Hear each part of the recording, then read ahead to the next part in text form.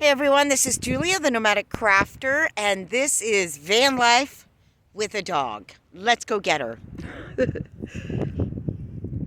So welcome to my channel. I live in a 2500 Dodge van, 1996, with my beautiful dog Bambi. Hey Bambi! And we are on this lovely trail right now, over down to the beach. Bambi, good girl. Thank you for waiting. Thank you. Ready? You can go now.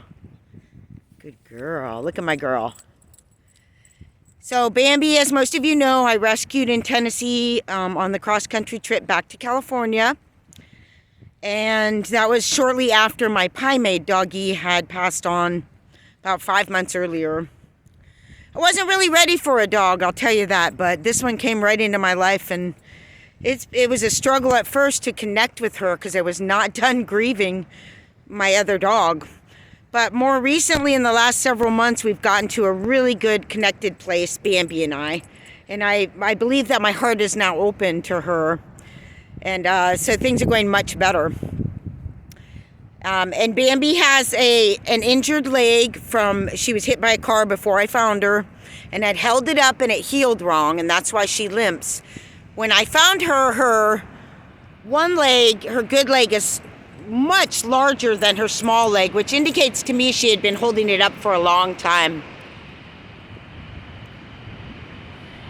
So here's the coast. I'll show you and then we'll pull back because it's probably too loud to continue up here. Oh, wow!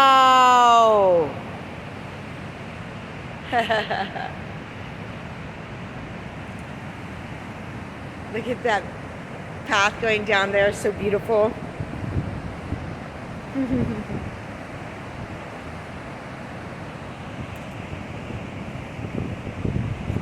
So van life with a dog allows me to do this walk with Bambi out here. And that's one of the best things, is my dog causes me to get out. Woo!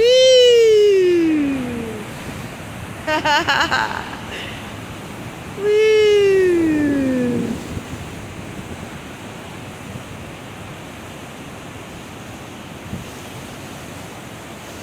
So the bottom line is, if you're living in a van, you're either going to have a dog or you're not going to have a dog.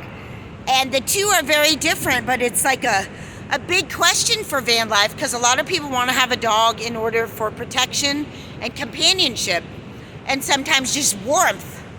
But then on the other hand, you're living in a van and it's this confined space, and you never have your own yard, so you never know where you're going to be or what other dogs are going to be around or what the safety is for your dog in that new area. And so there's a lot of things about having a dog that are, you know, you wonder if you should do that in a van or not, because it's pretty hard having a dog in a van. Let's do the cons first.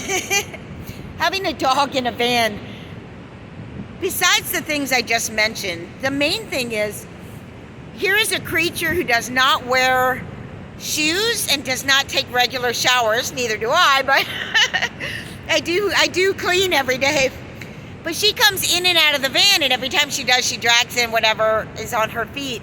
And, you know, regardless of if you go through the process of cleaning your dog's feet all the time or not, that's just something where and with the fur, it's very hard to keep a van clean with the dog. It's just very, very difficult. So the van is much dirtier than it would be if you didn't have a dog. And I clean all the time, and it's just almost impossible to keep up on. So that's one con for me, especially about a dog, because I like things to be really clean and organized, and it's this tiny little space. And then being a crafter and a maker of things with yarns and stuff, I have to make sure that her fur and everything doesn't get in my workspace or on my yarns. The other thing is weather. If it's too hot for leaving her in the van, you're sort of like stuck outside of the van. You have to do everything at night or whatever. But it causes this limitation that's really difficult to deal with the weather. If it's cold all the time, you don't want to go out and walk your dog as much because it's freezing, but you have to. So yeah, the other thing is if you have one of those dogs, if your dog starts barking out of your van, you know those dogs that just bark out of the van at everything that goes by? I mean, that could be a problem if you don't have a trained dog or if they have separation anxiety.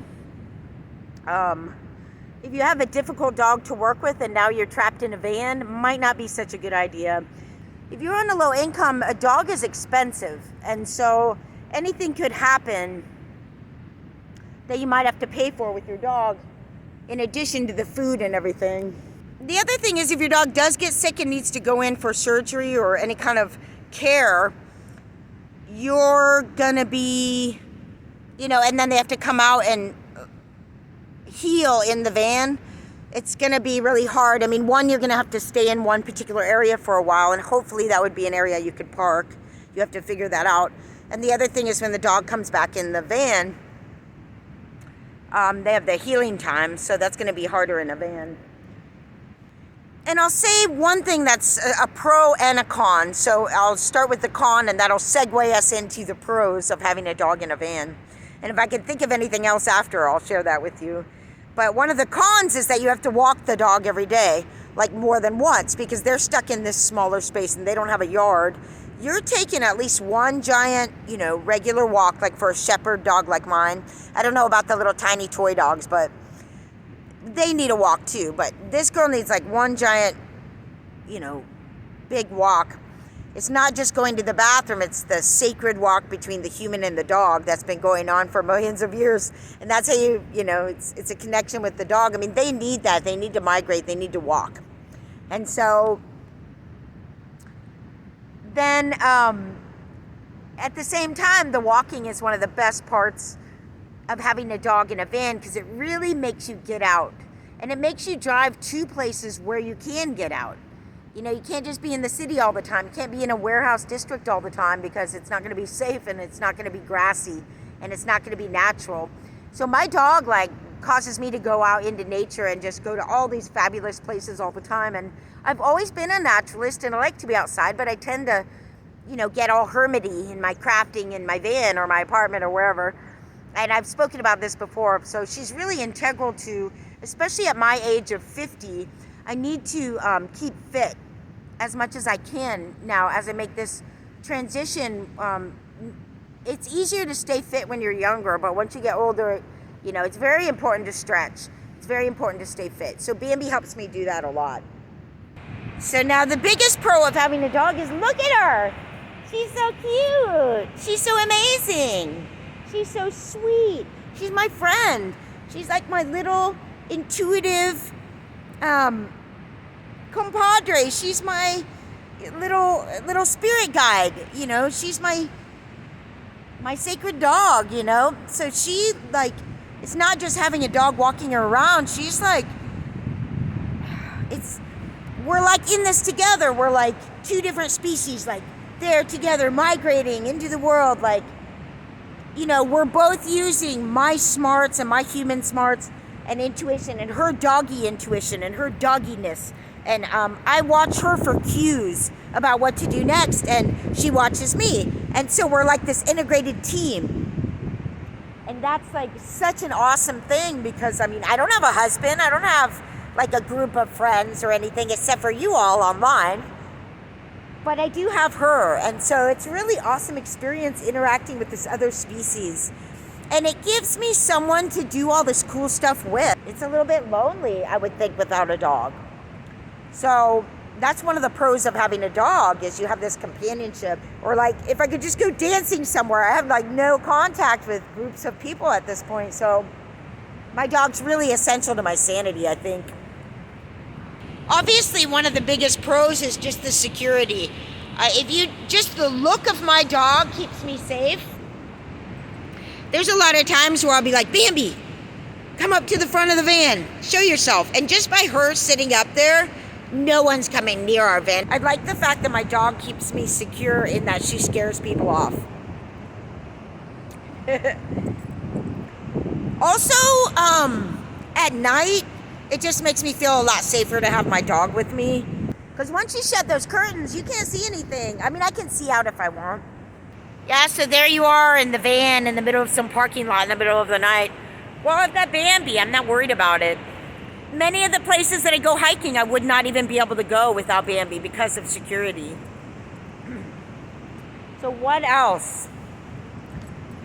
There's a lot of like playtime that we have together that's really super fun, just to interact with this little creature that's kind of like a young person, a little person, where you'd play with your kids, but I get to just play with my dog, and that's really fun.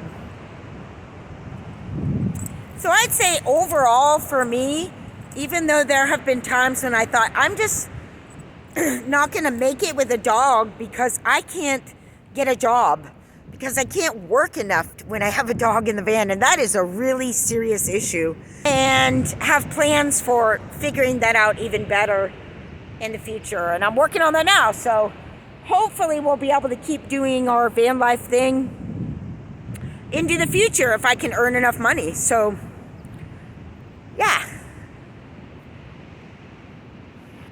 One more important thing I wanted to mention was everywhere I've traveled, and at different times in my van life, I've been looking for places to rent, because that's what I do, is rent temporary places to sew in.